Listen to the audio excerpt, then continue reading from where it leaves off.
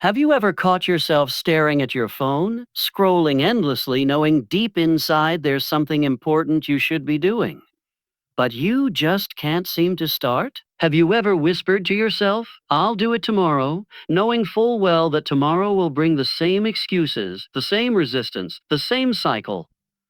What if I told you that procrastination isn't about laziness? It's about fear? And what if I told you that ending it, for good, is not only possible, but it starts today? Stay with me. This could be the turning point you've been waiting for. Today, we're going to talk about something that silently steals dreams.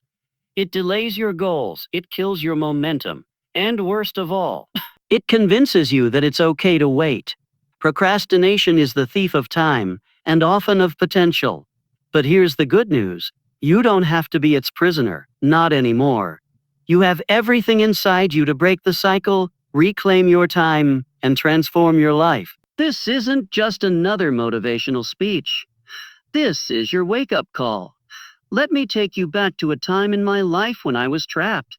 There was a point when my days were filled with great ideas and zero execution. I had dreams, big ones. I wanted to start a project, write a book, launch a business. But every day, I found myself doing everything except what mattered. I'd clean my room, check emails I didn't need to check, watch just one more episode. Sound familiar? I told myself I was tired. I told myself I wasn't ready. But deep down, I was just scared. Scared of failing. Scared of what people would say, scared that maybe I wasn't good enough. And so I procrastinated for days, for weeks, for months, but then something happened. One night, after another wasted day, I looked at myself in the mirror and asked one question. If not now, then when? When? That question hit me hard. Because I realized no one was coming to save me. There would never be a perfect moment. If I didn't act now, I'd wake up 5 years from now wondering why I was still stuck in the same place. That was the night everything changed. Procrastination isn't a time issue. It's not about poor scheduling or just being bad at time management. It's much deeper than that. It's a self-defense mechanism. It protects us from discomfort, from fear, from failure. You see, your brain is hardwired to avoid pain and seek pleasure. And taking action on difficult goals? That's painful. It's uncertain. It's vulnerable. So, instead of starting the business, you research it endlessly without acting. Instead of writing the essay, you organize your desk.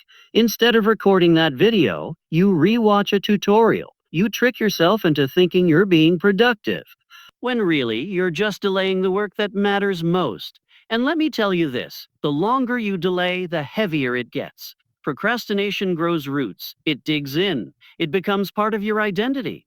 You stop saying, I haven't done it yet. And you start saying, maybe I'm just not the kind of person who can. That's the real danger. Not the wasted time, but the damaged belief in yourself. Let's talk about what procrastination is truly costing you. Lost opportunities. Every time you delay, you miss a window, a job, a connection, a breakthrough, gone mental stress. The task doesn't disappear, it just hovers. You feel guilt, anxiety, and shame every day you avoid it. Self-respect. When you break promises to yourself, even small ones, you chip away at your confidence. You stop trusting your own word. Potential. Perhaps the most tragic cost. Your unlived potential. The ideas you never act on. The talents that never see the light. Procrastination doesn't just steal your time, it steals you. Let's go deeper. Why do we procrastinate? Psychologists say there are three major emotional triggers. Fear of failure.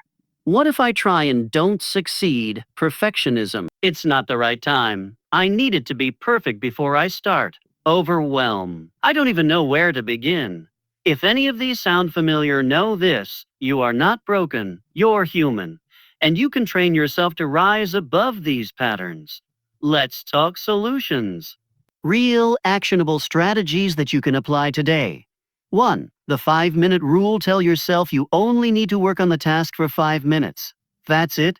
Why? Because starting is the hardest part. Once you begin, momentum kicks in. 5 minutes becomes 20. 20 becomes an hour. The magic is in the motion. 2. The power of clarity. Vague goals create vague actions. Don't say, I need to work on my business. Say, at 6 p.m., I will spend 30 minutes researching my business plan. Clarity defeats chaos. 3. Environment design. Your environment shapes your behavior more than you think. If your phone is next to you buzzing every 5 minutes, you're sabotaging yourself. Put distractions out of reach. Create a space that triggers action, not avoidance. 4. Kill perfectionism. Done is better than perfect. If you wait until you're ready, you'll be waiting forever. Your first draft won't be perfect. Your first video might suck. But perfection is not the goal, progress is. 5. Build identity-based habits. Don't focus on what you want to do. Focus on who you want to become. Tell yourself, I'm the kind of person who takes action, even when it's hard, even when it's uncomfortable. When your identity shifts, your actions follow. So today, I challenge you not to be perfect, not to do everything at once, but to take one bold step forward. Pick one task you've been putting off and do it, even for just 5 minutes. Not tomorrow, not after lunch, right now, because the life you want, the version of you that's focused, disciplined, and proud. They don't exist in the future. They exist in what you choose to do today. Now that you've taken that first step, or even thought seriously about doing it, you've already done something most people never do. You've become aware.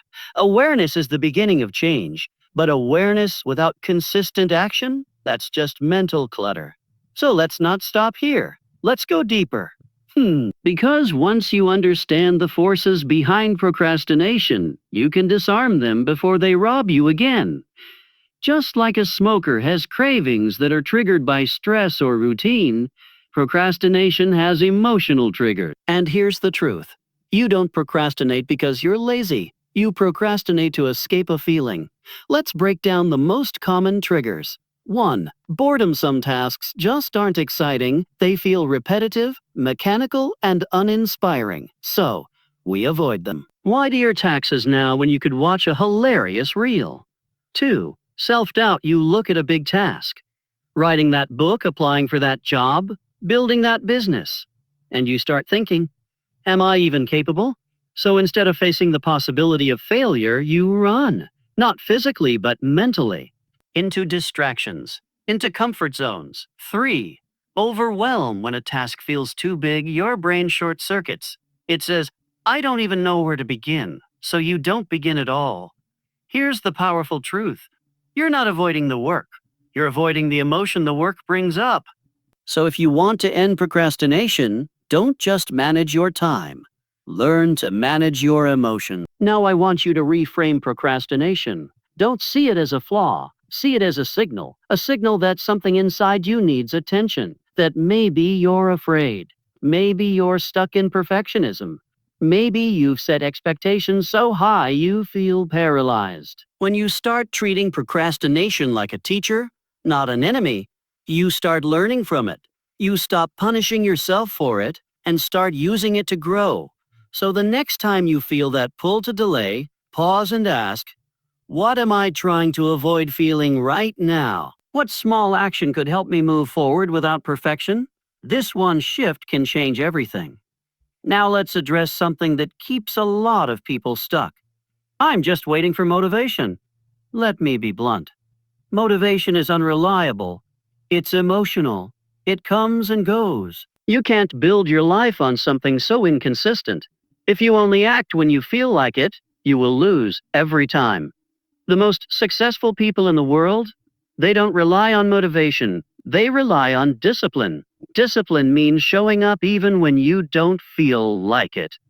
It means honoring your commitments to yourself, not because it's fun, but because it's who you are. You won't always feel inspired. You won't always feel ready, but you can always choose discipline. Think of it this way. Motivation is a mood. Discipline is a decision. Choose the decision. Choose the decision. The myth of I work better under pressure. Let's debunk a popular lie we tell ourselves.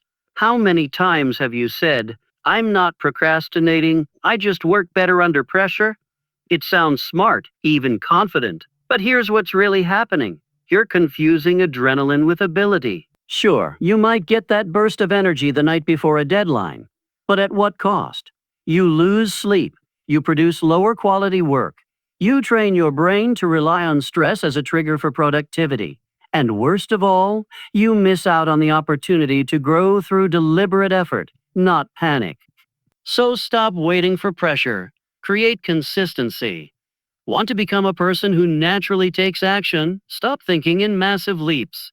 Start thinking in micro wins. A micro win is any small action that moves you forward. It's brushing your teeth on a bad day, writing one sentence, hitting record even if you delete the video later. The goal isn't perfection, it's consistency.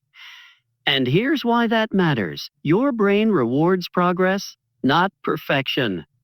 When you take small, frequent actions, you build momentum, and that momentum becomes identity. So every micro win, it's a vote for the version of you who follows through.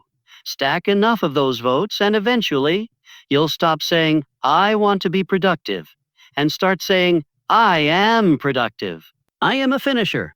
I am someone who shows up, even when it's hard. Let's break down the procrastination loop. You have a task. It feels uncomfortable, you avoid it. You feel guilty. The guilt lowers your energy. That low energy makes you avoid the task even more. Round and round you go. To break this cycle, you need two things. One, interrupt the pattern, catch yourself in the act. As soon as you notice you're avoiding something, say out loud, this is the moment I usually avoid. But not today. Just saying that disrupts the autopilot. 2. Replace delay with a default action instead of scrolling your phone. Have a pre-planned default. Open your journal and write one sentence. Do a 2-minute breathing exercise. Write a to-do list. Set a 10-minute timer to start the task. That simple substitution shifts you from delay into deliberate choice. Here's another trap that fuels procrastination. If I'm doing something, I'm being productive wrong. You can be busy all day and still not move an inch closer to your goals. Replying to emails isn't the same as writing your book. Organizing files isn't the same as applying for the job. Watching tutorials isn't the same as hitting record. Stop using busyness as a mask. Real productivity is doing the hard thing that actually matters. So when you're working, ask yourself, am I being busy or am I being brave? The identity shift. Who are you becoming now? Let's zoom out. Procrastination isn't just about a to-do list. It's about the kind of life you're building, the kind of person you're becoming. Are you someone who waits for the perfect moment or someone who creates it? Are you someone who avoids hard things or someone who rises to meet them? Because every time you act, you're casting a vote.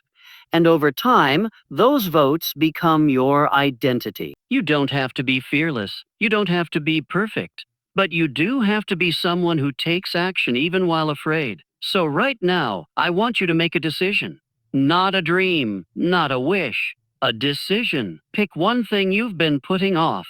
One thing that scares you. One thing you know could change your life if you just took that first step. And then act. Even if it's messy, even if it's small, because when you act, you change. You don't need more time. You don't need more motivation. You just need to begin. And if you fall off track tomorrow, begin again. Because the future doesn't belong to those who wait. It belongs to those who do. Let's take a breath. You've made it this far in the speech, and that says something powerful about you. It says you want change. You're tired of letting time slip by, and deep inside you know you're meant for more. So now I want to ask you something, and don't just hear it, feel it. What would your life look like if you stopped procrastinating for good? Seriously? Close your eyes for a second and imagine it. What would change? What would you finally start? What could you finally finish? Imagine waking up without the weight of guilt. Imagine trusting yourself to do what you said you'd do. Imagine looking back on your week, your month, your year, and being proud. That version of you? It's not some distant fantasy. It's the real you, without the delay. And the bridge from here to there is action. Let me tell you about a few people who ended procrastination. Not because they were special, but because they chose differently. A college student with paralysis by analysis. She wanted to apply for scholarships but felt overwhelmed. She had 20 tabs open, 5 essays half written, and 0 submissions. Then she made a simple rule: 1 application a day, no matter what. She stopped chasing perfect and started submitting. 6 months later, she had secured over $30,000 in aid. Not because of one big leap, but because she kept showing up, one action at a time. An entrepreneur who waited years to launch. He had the logo, the domain, the product idea, but no business, because he wanted it to be flawless. He finally set a deadline and launched a beta version with all its flaws. You know what happened? Customers gave feedback, he improved it. Today, it's a 6-figure business. He didn't wait until it was perfect. He started messy and refined it in motion. A single mother who dreamed of going back to school, she kept saying, maybe next year. But after years of delay, she asked herself, if I had started when I first thought about this, I'd already have my degree. That question changed everything. She enrolled, studied at night, one class at a time. 3 years later, she walked across the stage, diploma in hand. She didn't need more time. She needed a decision. So do you? So today, don't just listen. Decide. Commit. Begin. Because procrastination has taken enough from you. Time to take your power back. No more waiting for the perfect moment. No more hiding in comfort. No more someday. You start now. Even if it's small, even if you're scared, even if you don't feel ready. Start and never stop starting. Because in the end, the only thing standing between you and the life you want is the courage to start. So go. Be brave. Take action and end procrastination. For good.